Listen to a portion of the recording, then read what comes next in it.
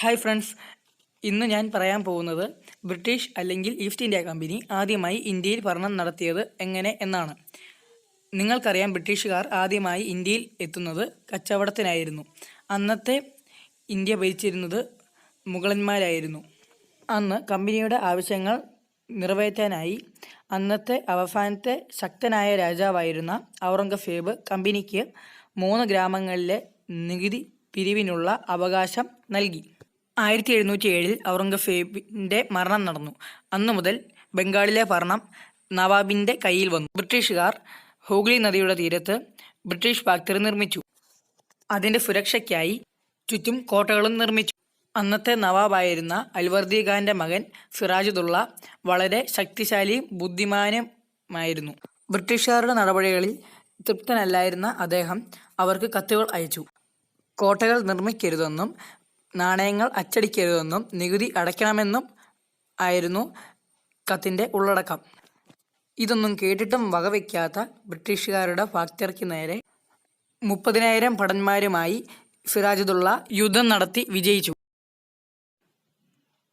ഇതറിഞ്ഞ മദ്രാസിലുള്ള കമ്പനി ഓഫീസർമാർ റോബർട്ട് ക്ലൈവിന്റെ മേൽനോട്ടത്തിൽ അവരുടെ സേനയെ അയച്ചു. തന്ത്രശാലിയായിരുന്ന ക്ലൈവ് നവാബിന്റെ സേനാ തലവനായിരുന്ന മിർ ജാഫറിന് യുദ്ധത്തിന് ശേഷം ബ്രിട്ടീഷ് ജയിച്ചാൽ മിർ ജാഫറിനെ രാജാവാക്കാമെന്ന വാഗ്ദാനം നൽകി.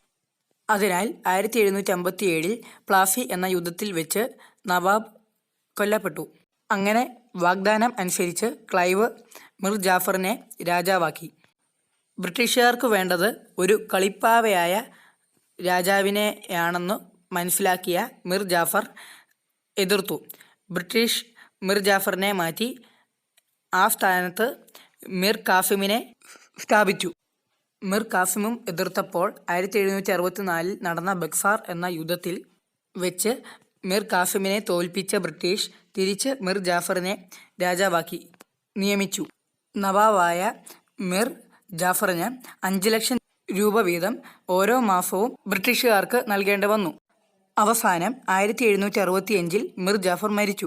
മറ്റുള്ളവരെ നവാബാക്കുന്നതിൽ കാര്യമില്ലെന്ന് കണ്ട കമ്പനി തന്നെ രാജ്യം ഏറ്റെടുക്കാൻ തീരുമാനിച്ചു. അങ്ങനെ 1765 മുഗൾ രാജാവ് കമ്പനിയെ ബംഗാളിലെ ദിവാനായി പ്രഖ്യാപിച്ചു. ഇങ്ങനെയാണ് കമ്പനി ആദ്യമായി ഇന്ത്യയിൽ ഭരണം നടത്താൻ തുടങ്ങുന്നത്. അപ്പോൾ ഈ വീഡിയോ ഇഷ്ടപ്പെട്ടെന്ന് വിചാരിക്കുന്നു. ഇഷ്ടപ്പെട്ടെങ്കിൽ ലൈക്ക് ചെയ്യുക, സബ്സ്ക്രൈബ് ചെയ്യുക, കമൻറ്റും രേഖപ്പെടുത്തുക.